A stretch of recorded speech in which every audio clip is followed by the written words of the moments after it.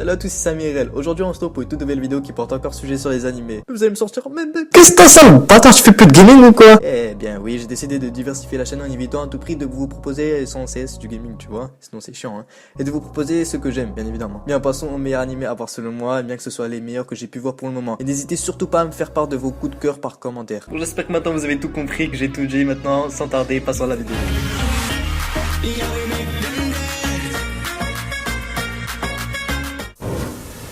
Shingeki no Kyojin. Bon, je galère toujours à le prononcer, mais vous préférez l'attaque des titans. Eh gros, entre nous, faut vraiment vivre dans une cave pour ne pas avoir connu cette tuerie, non? Quoi qu'il en soit, c'est l'histoire d'un jeune garçon, Eren, et de sa sœur adoptive Mikasa, ainsi que son ami Armin, vivant dans une cité entourée de murs gigantesques pour se protéger des titans, des géants de plusieurs mètres de haut ne dévorant que des êtres humains. Starfall, lui par contre, il est tarpin moche, hein. Les derniers représentants de l'humanité ont pu vivre pendant près d'un siècle sans subir une attaque de titans derrière leur grande muraille jusqu'au jour où le titan colossal fait son apparition et crée une brèche dans le mur. Les titans pouvant aller et venir librement dans la ville, la dévaste et tue la mère d'Eren. Celui-ci jure d'exterminer tous les titans pour venger la mort de sa mère en intégrant le bataillon d'exploration.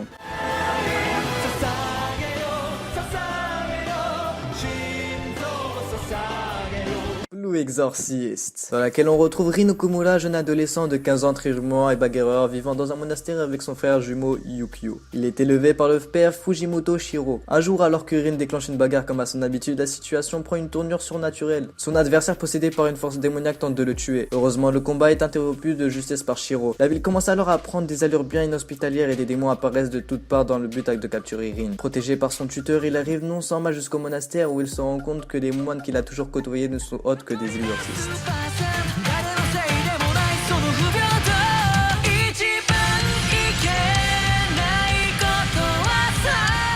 Desparal. Malgré que l'anime est seulement limité à 12 épisodes, il reste néanmoins le meilleur animé dans la catégorie énigme et drame que j'ai jamais connu. Le Quin des Cimes est un bar où atterrissent les âmes des morts en attente d'une décision pour leur seconde vie, le néant pour l'enfer, ainsi que la réincarnation pour une seconde vie. Des Cimes, le gérant est chargé de procéder à leur jugement. Un jour, deux âmes arrivent dans le bar sans avoir conscience de leur mort. Des Cimes les fait participer à des jeux pour lesquels ils devront parier leur vie. Les deux âmes infortunées doivent tout faire pour les gagner, car de leur résultat dépendra leur sort.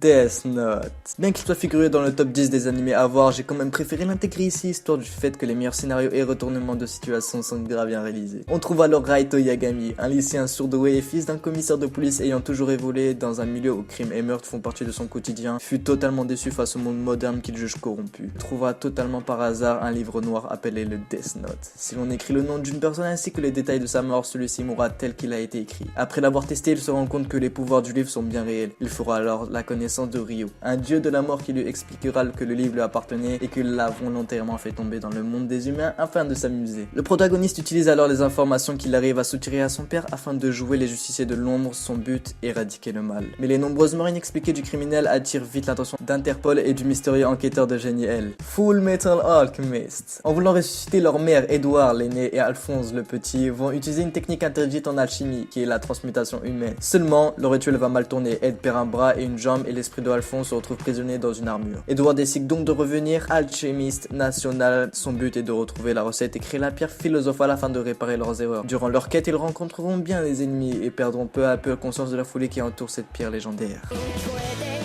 Tokyo Ghoul. L'histoire se passe à Tokyo dont de nombreuses ghouls prennent une apparence humaine pour se cacher et se nourrir d'humains. Bon, jusque là j'espère que vous suivez toujours, hein. Ken Kaneki, jeune homme timide, rencontre un jour une fille qui partage le même intérêt que lui pour la lecture, mais qui en réalité n'est qu'une ghoul qui cherchait à l'attirer dans un piège. La chute d'une poutre va le sauver d'une mort assurée, mais le jeune homme touché à l'abdomen est au bord de la mort. Le médecin qui le retrouva va donc décider de transplanter les organes de la ghoul dans le corps de Ken pour le sauver. À son réveil, celui-ci va se rendre compte que la nourriture normale le dégoûte et qu'il est étrangement attiré par les humains. Celui-ci est devenu moitié humain, moitié ghoul. Sa paisible vie va devenir peu à peu un véritable enfer. Ce n'est pas normal. Enfin, mais qu'est-ce qui m'arrive? Et bien voilà, la vidéo touche à sa fin, ne vous inquiétez pas, ce n'est qu'une partie des animés à voir selon moi. Je vous ferai avec plaisir une deuxième partie si cette vidéo vous aura plu. N'hésitez surtout pas à lâcher votre coup de cœur par commentaire et de lâcher votre petit like pour la petite récompense. Sur ce, à bientôt.